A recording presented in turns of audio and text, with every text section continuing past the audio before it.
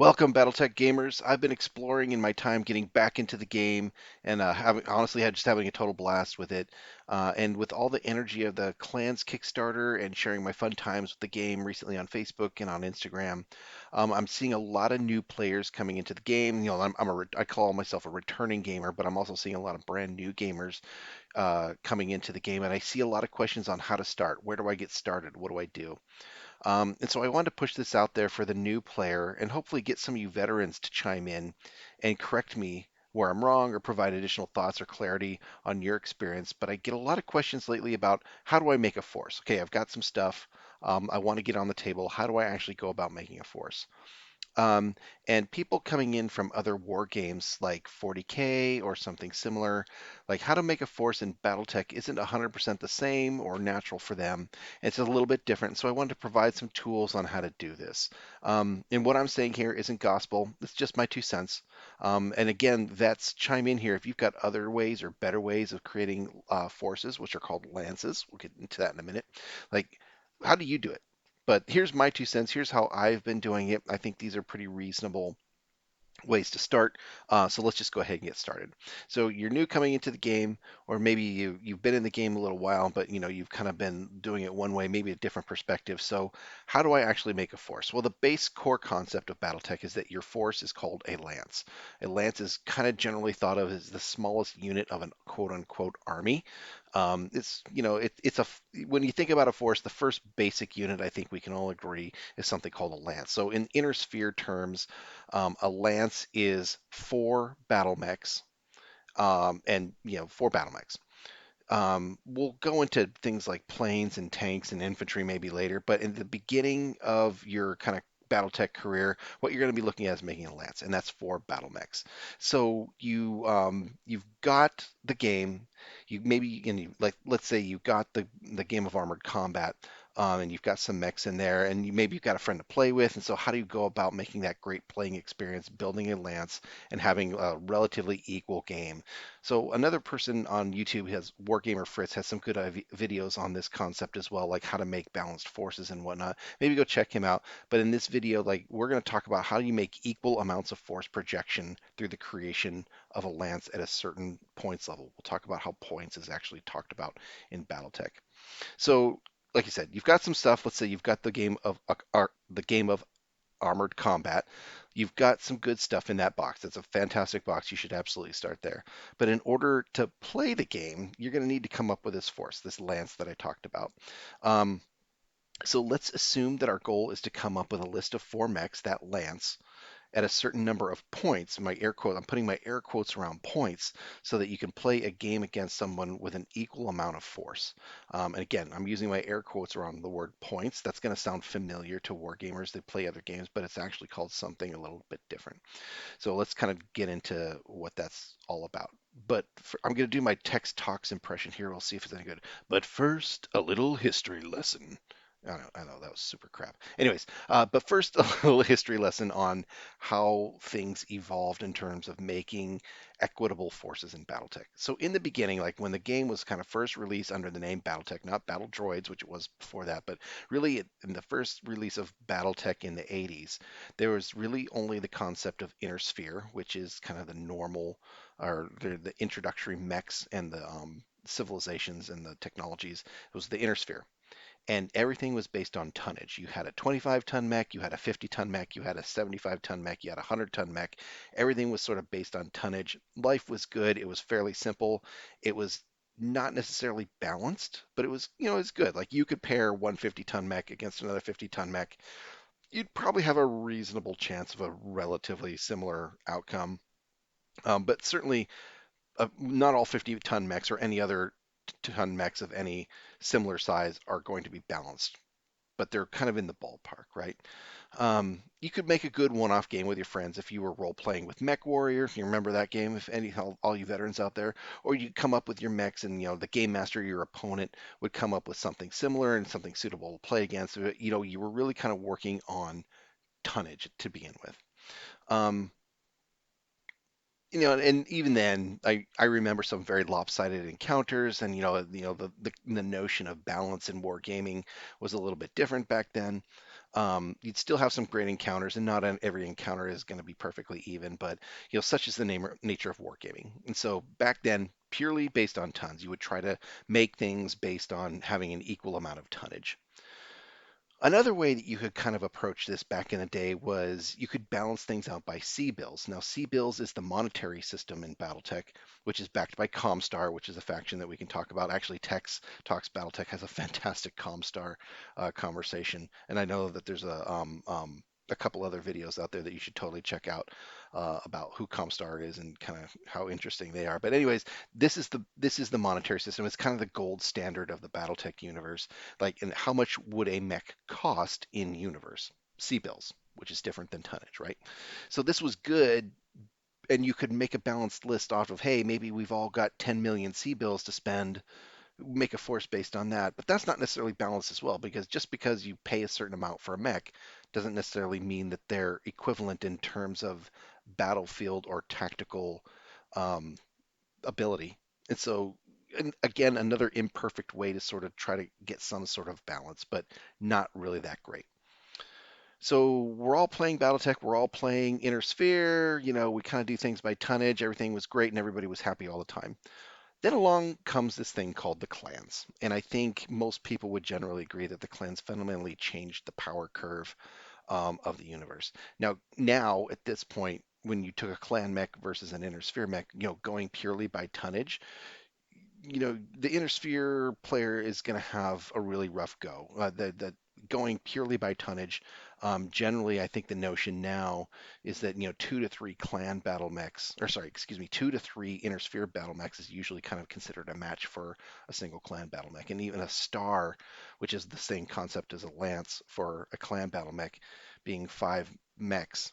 Clan mechs is, you're going to have to take a couple lances to sort of effectively deal with that.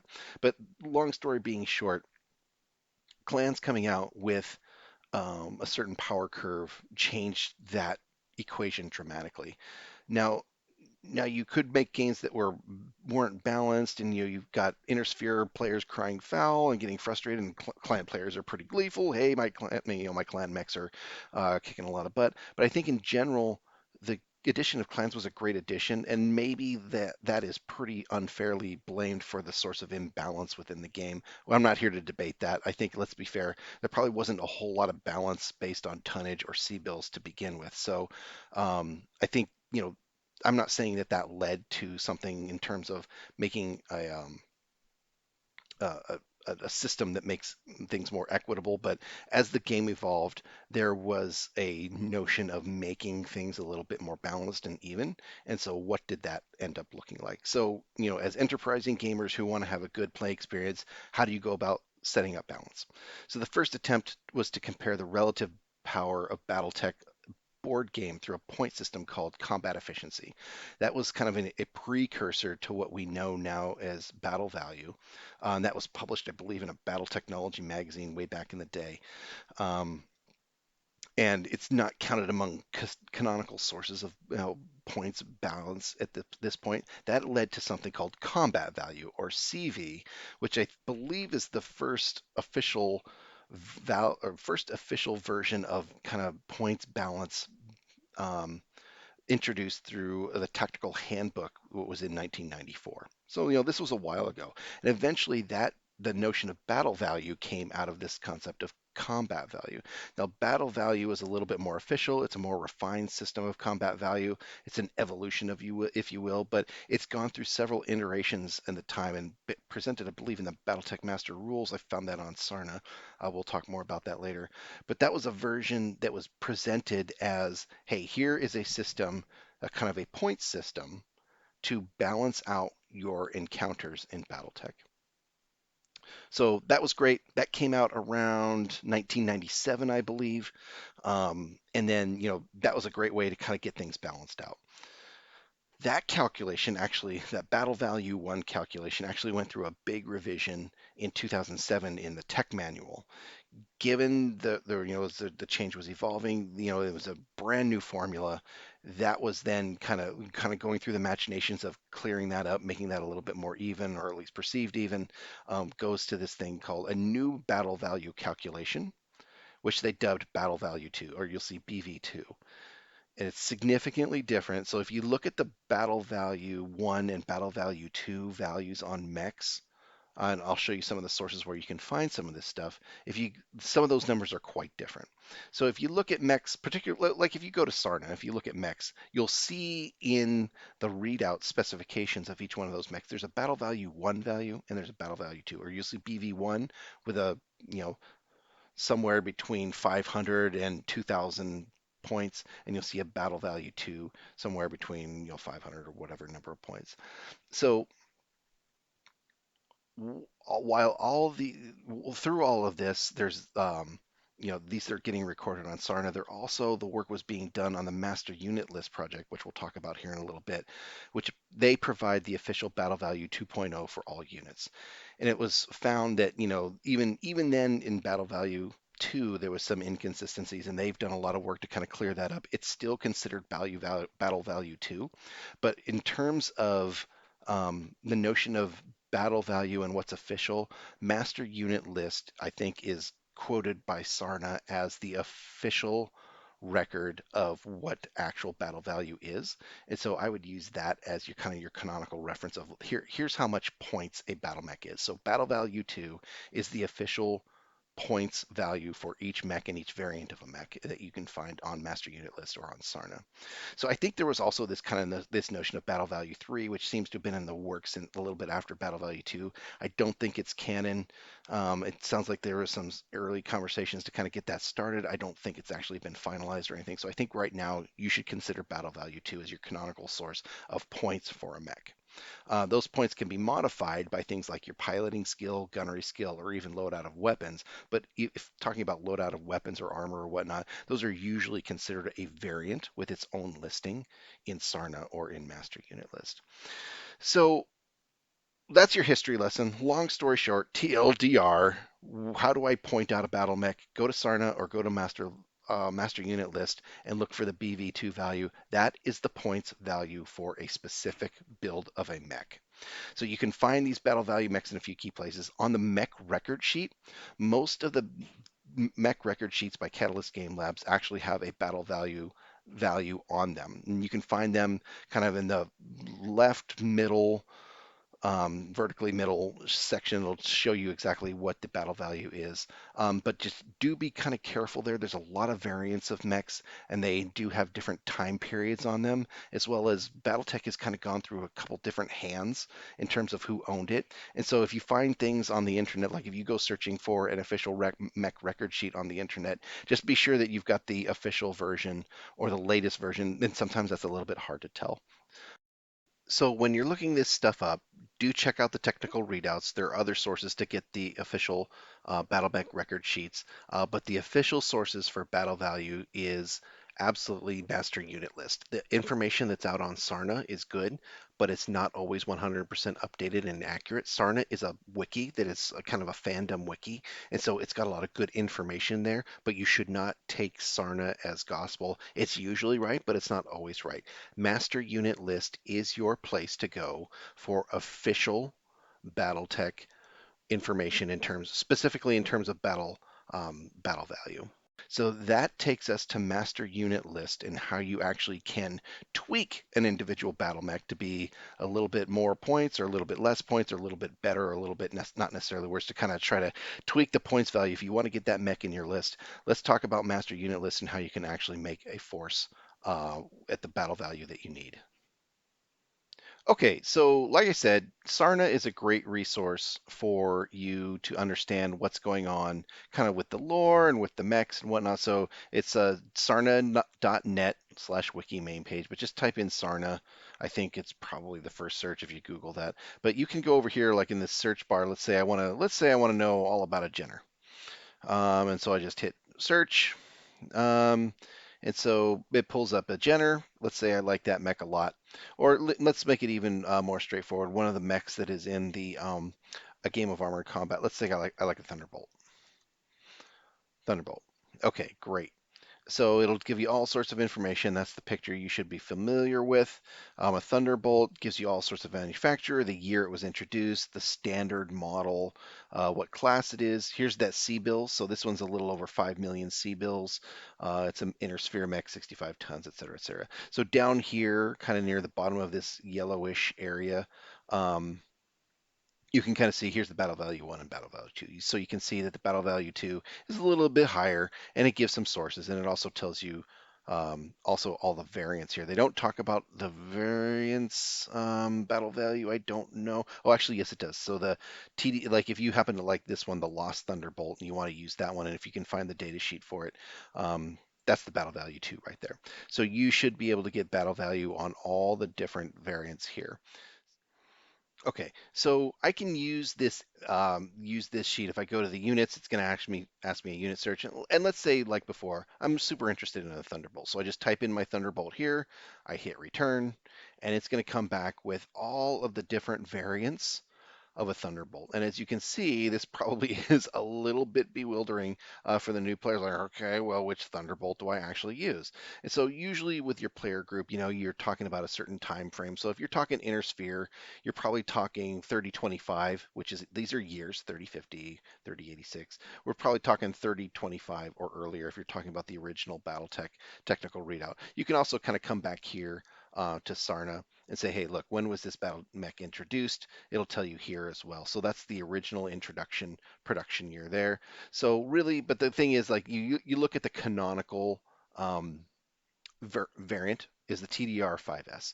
So let's go find the Thunderbolt TDR5S. It's right there. It's that famous 65-ton mech that we love and love so much.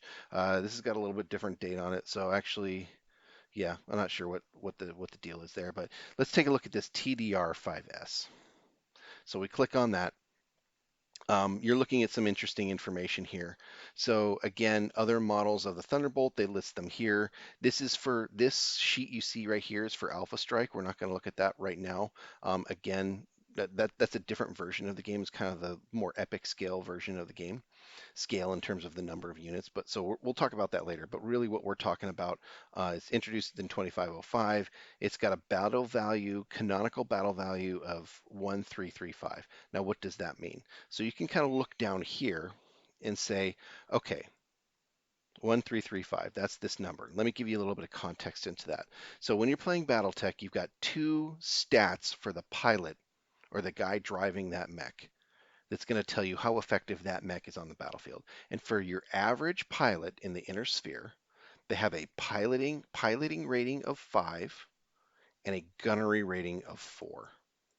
Well, that's great, Greg. Well, what the heck does that mean? So if you've never played the game, think of that as your average pilot, you know, either just coming out of piloting school or has got maybe a couple years under his belt. You know, I'm not sure exactly how much he or she's, you know, experience has got, but that's your average pilot.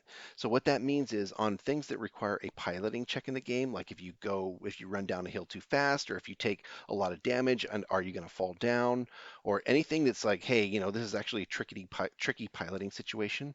That's the number on 2d6 that you have to roll on or better hit that number or better on 2d6 to pass the piloting check. So for example, your mech takes 20 points of damage in a turn or more, you have to make a piloting check or what they call a PSR or a piloting skill roll. What does that mean? It means you have to roll that 2d6. You've got to roll a 5 or higher. So let's talk about gunnery. What does that mean? So a gunnery level of 4, that means all things being equal, you've got a base chance to hit on 2d6 to hit a target. So let's say you're shooting a medium laser at a target that's really close, that is standing still and you stood still. So there's modifiers to these numbers, just like there's modifiers to the piloting number. But if you're standing like point blank range, neither of you moved, and you fire, your average pilot fires a medium laser at point blank range against a target, you have to hit 4 or higher on 2d6. Now that number changes, like if you're shooting at a locust that's running at top speed, that's got a +4 modifier on it.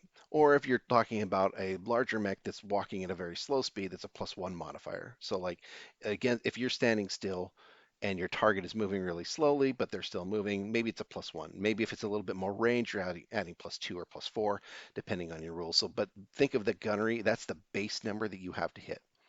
So again, piloting 5, gunnery 4, If you pick a mech that has this mech with its capabilities that has an average pilot that is going to pass on a 5 and hit on a 4 plus and plus modifiers, you'll find out that this number is actually the very lowest number that you need usually in order to hit. It's usually a little bit higher than that.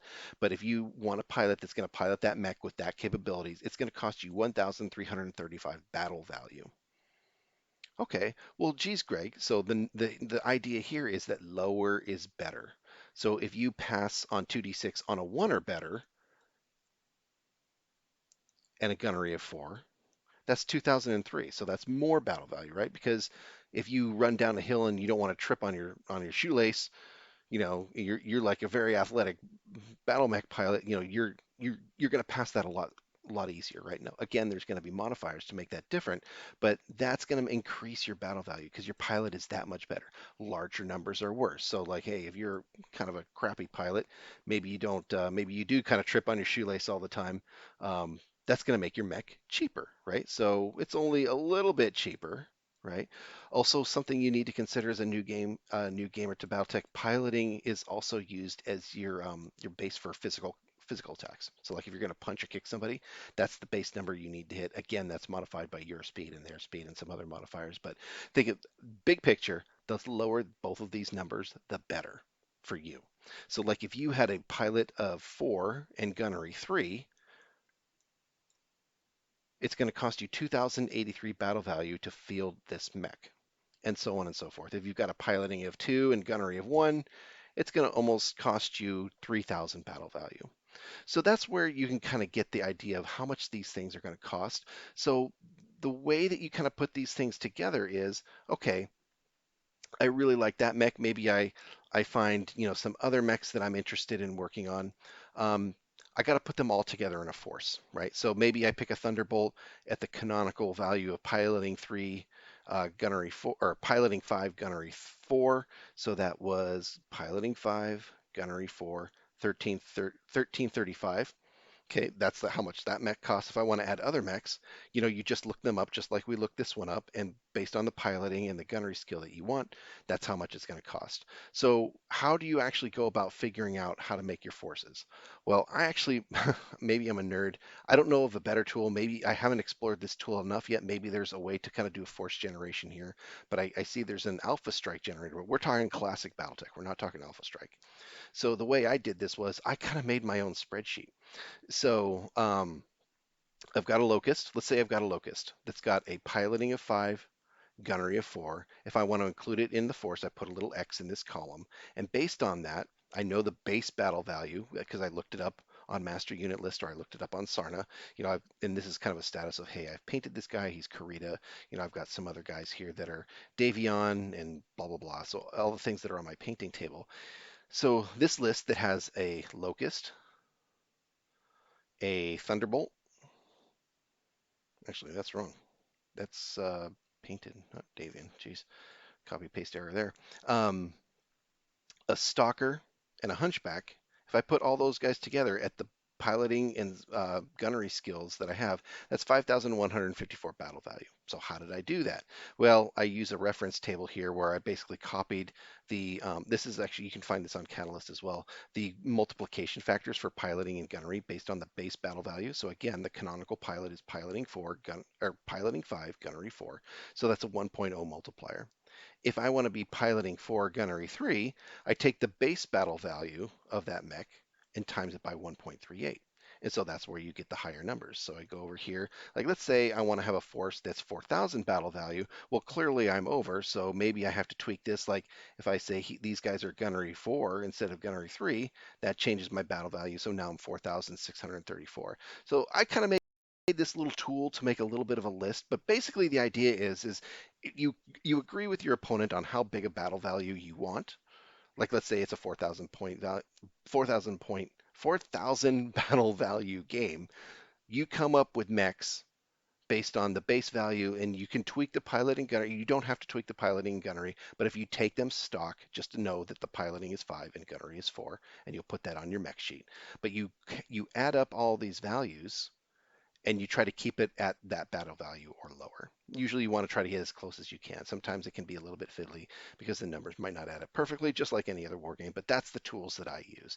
So another thing to really kind of take into consideration here with this video tutorial content is that I've given you the kind of the mechanics or the nuts and bolts of how you go get the information to build the lance. We have not talked at all about like, okay, what makes an effective lance? Like what mechs should you choose? I think that's a separate conversation, but that's going to be a lot of, hey, talk to your peers, talk to your group that's played Battletech. They're going to give you some of their insights. I mean, that's all a matter of like how do you design a list for Warhammer 40K or how do you design a list for whatever war game you're playing. A lot of that has to do with personal preference or optimized for a certain type of mission. We're not covering that here. We're really just covering, okay, how do we actually go about making something that's fair and legal and equal to your other players so that we can all have a great play experience. So maybe that's a topic for another session, but I think that quickly gets into, okay, how do you actually build a list for a certain type of thing, and that's just a huge can of worms. But again, this is the intent on this is to be very mechanical, nuts and bolts. How do you actually do it? That's a much deeper, richer conversation in terms of like how do you actually make a lance that actually is effective at what you're trying to accomplish. But basically, you don't have to make this fancy spreadsheet. I'm just showing you this because it's a little bit of an easier tool. And if you're interested in this tool, I can probably put it up on the website or put it up, share it from my Google Drive, and you're welcome to access this and kind of make it your own. But really, the goal here is you figure out what mechs you want, you calculate the battle value, and you add it up just like any other wargaming system. So battle value equals points. So I hope that actually makes it relatively straightforward on, hey, here's how you actually go find the information you're looking for. Um, Figure out what the battle value for those things are, how to tweak the battle value if you want to kind of make your mechs a little bit better or a little bit worse and kind of tweak the points to make it such that you can make an even list. So each player would make that 4,000 point list, and then you put them on the table and you play the game as normal. So hopefully these tools make sense. Veteran players out there, what tools do you use? I made this spreadsheet. Is this dumb? I mean, is there a better tool that's out there? I think there's some tools out there like Mega Mech or something like that. I haven't looked at that in detail, but I think you can actually use that as well when you start getting a little bit more comfortable with what these mechs are and what they can do. I know that there's tools out there that you can use to kind of put them together, but I wanted you to understand the concepts behind them and how they kind of get to put together. So thanks for watching. That's all I had to say on this topic. Hopefully this makes sense. And send me a question. Again, veterans, if you've got better tools, let's put those out there for the newly minted players, and let's give them some things to kind of chew on and make sure that they kind of understand what tools are available to them so that they can kind of get Battletech on the table and get rocking with that. So thanks for watching. Comment below if you like what you see or if you want to see something more or different. Let me know. We'll get it on the channel. Thanks.